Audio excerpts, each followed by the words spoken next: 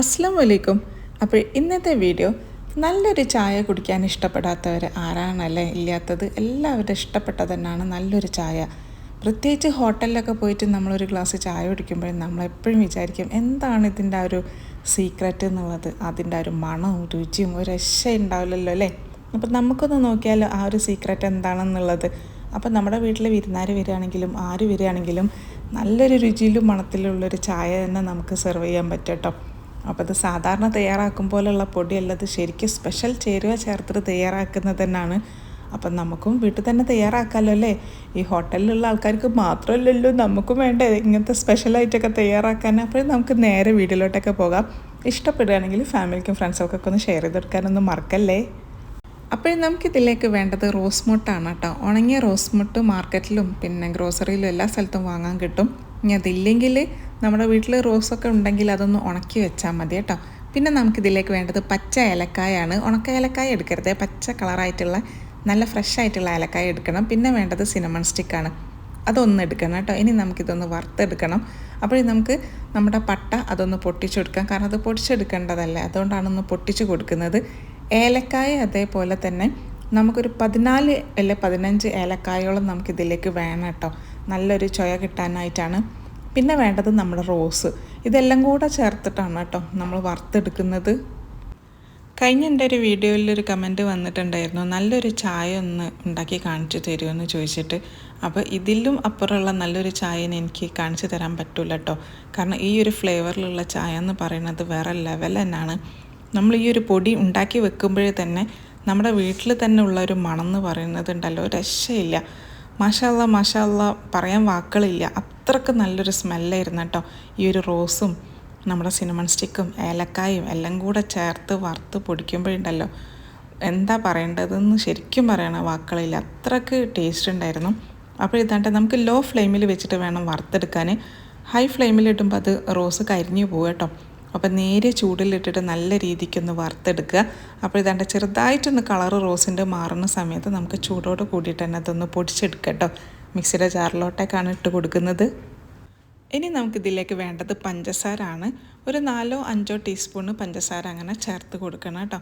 അതിനുശേഷം പിന്നെ ചായപ്പൊടി നിങ്ങളുടെ വീട്ടിലുള്ള ഏത് ചായപ്പൊടി ആണെങ്കിലും കുഴപ്പമില്ല, അതും ഒരു 5 ടീസ്പൂണ് ആ രീതിക്ക് അങ്ങനെ ചേർത്ത് കൊടുക്കുക.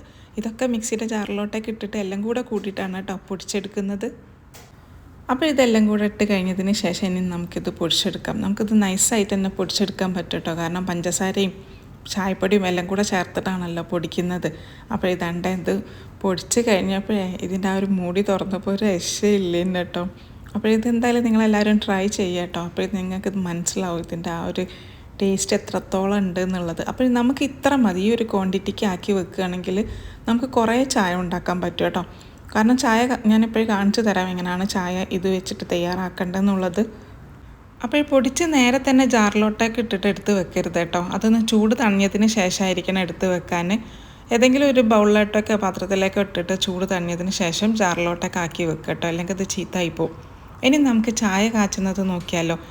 അപ്പോൾ ഞാനിവിടേക്ക് നമുക്ക് കണക്കാക്കിയിട്ട് ഒരു ഗ്ലാസ് ചായയാണ് പിന്നെ ഇവിടെ കാച്ചി കാണിച്ചു തരുന്നത്. ചായപാത്രത്തിലേക്ക് ഒരു ഗ്ലാസ് വെള്ളം ഒഴിച്ച് കൊടുക്കുന്നുണ്ട്. പിന്നെ നിങ്ങളുടെ കടുപ്പത്തിനനുസരിച്ചിട്ട് പിന്നെ ചായപ്പൊടി ചേർക്കാം. ഞാനിവിടെ ഒരു ടീസ്പൂൺ എടുത്തിട്ടുണ്ട്. പിന്നെ നിങ്ങളുടെ മധുരത്തിനനുസരിച്ചിട്ട് മധുരം അങ്ങനെ എടുക്കുക. ഞാനിവിടെ 2 ടീസ്പൂൺ അങ്ങനെ എടുത്തിട്ടുണ്ട് കേട്ടോ. ഇനി നമുക്കത് തിളയ്ക്കാൻ വേണ്ടിയിട്ട് പിന്നെ കാത്തിക്കാം. തിളച്ച് കഴിഞ്ഞതിന് ശേഷം നമ്മൾ പൊടിച്ച് വെച്ച ഈ ഒരു പൊടി ചേർത്ത് കൊടുക്കുന്നുണ്ട് കേട്ടോ. നല്ലൊരു മണമാണ് അപ്പോഴേ വരുന്നത്. അപ്പോൾ ഒന്നുകൂടെ അതൊന്ന് തിളക്കട്ടെ. അപ്പോൾ നമ്മൾ നേരത്തെ പൊടിച്ച് വെച്ച ആ ഒരു ചായപ്പൊടിൻ്റെ കൂട്ടുണ്ടല്ലോ, അത് ചൂട് തണിഞ്ഞിട്ടുണ്ടായിരുന്നേ. അതിന് ശേഷം ഞാനിപ്പോൾ എഴുതാണ്ടേ അതൊന്ന് ഞാനൊരു ചെറിയൊരു കപ്പുണ്ട് എൻ്റെ അടുത്ത്, അതിലാണ് ഞാൻ ആക്കി വെക്കാറ്. അപ്പോൾ ഞാനിതിങ്ങനെ കൗണ്ടർ ടോപ്പിൻ്റെ അവിടെ വെക്കാറാണ്. അപ്പോൾ നമുക്ക് എളുപ്പമായല്ലോ അതിങ്ങനെ ചായ കാച്ചുന്ന സമയത്ത് പെട്ടെന്ന് എടുക്കാൻ.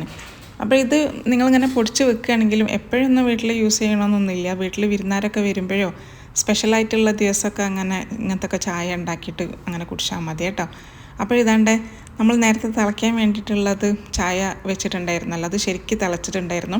ഞാനിവിടെ പാൽപ്പൊടിൻ്റെ ചായയാണ് തയ്യാറാക്കുന്നത്. അപ്പോൾ 1 ടീസ്പൂൺ പാൽപ്പൊടി ഗ്ലാസ്സിലേക്ക് ഇട്ട് കൊടുത്തിട്ടുണ്ട്. ഇനിയിപ്പോൾ പാൽ ഒഴിച്ചിട്ടുള്ളതാണെങ്കിൽ ആ ഒരു ചായ തിളയ്ക്കുമ്പം തന്നെ പാലും കൂടെ ഒഴിച്ചു കൊടുക്കട്ടോ. ഞാനിപ്പോൾ പാൽപ്പൊടിൻ്റെ ചായ എങ്ങനെയാണ് തയ്യാറാക്കുന്നത്. അപ്പോൾ ഇതാണ്ട് നല്ല കടുപ്പത്തിലുള്ളൊരു ചായ തന്നെ ഇവിടെ റെഡി ആയിട്ടുണ്ട്. ആ ഒരു തിളച്ച ചായ ഈ ഒരു പാൽപ്പൊടിയിലേക്ക് ഒഴിച്ചു കൊടുത്തിട്ട് അതൊന്ന് ഇളക്കി കൊടുത്താൽ സംഭവം ചായ റെഡി ആയിട്ടുണ്ട് കേട്ടോ. ഞാൻ സത്യത്തിൽ ഇത് കാച്ചി കഴിഞ്ഞപ്പോൾ എൻ്റെ മൈൻഡ് ഉണ്ടായത് ഞാൻ ഏതോ ഒരു കാഫേയിൽ പോയ പോലൊരു ഫീലാണ് കേട്ടോ സത്യത്തിലുണ്ടായത്. കാരണം അത്രയ്ക്കൊരു സ്മെല്ലും ടേസ്റ്റും ആയിരുന്നു. അപ്പോഴും നമുക്കും കിട്ടില്ലല്ലേ കാഫേയിലുള്ള പിന്നെ സീക്രട്ട് മസാലപ്പൊടീൻ്റെ ഒക്കെ രഹസ്യം എന്താണെന്നുള്ളത്. അപ്പോൾ എന്തായാലും ട്രൈ ചെയ്തിട്ട് അഭിപ്രായം അറിയിച്ചോളൂ. അപ്പോൾ നിങ്ങളുടെ അഭിപ്രായത്തിന് വേണ്ടിയിട്ട് ഞാൻ വെയിറ്റിംഗ് ആണ് കേട്ടോ. തയ്യാറാക്കി നോക്കിയിട്ട് വേണം കേട്ടോ അഭിപ്രായം അറിയിക്കാൻ വേണ്ടിയിട്ട്. ആദ്യം തന്നെ കയറി അഭിപ്രായം പറയല്ലേ. കാച്ചി കുടിച്ച് കഴിഞ്ഞതിന് ശേഷം ഇൻഷാ അല്ലാഹ് എല്ലാവർക്കും ഇഷ്ടപ്പെടും. അത്രയ്ക്ക് മണവും രുചിയും ഒക്കെ ഉള്ളതാണ്. പിന്നെ കടുപ്പൊക്കെ ഓരോരുത്തരുടെ ഇഷ്ടത്തിനനുസരിച്ചിട്ടൊക്കെ ചേർക്കാം കേട്ടോ. അപ്പോഴെന്നാലും ശരി, ബായ്, അസ്സലാമു അലൈക്കും. അടുത്ത വീഡിയോ ആയിട്ട് വരാം.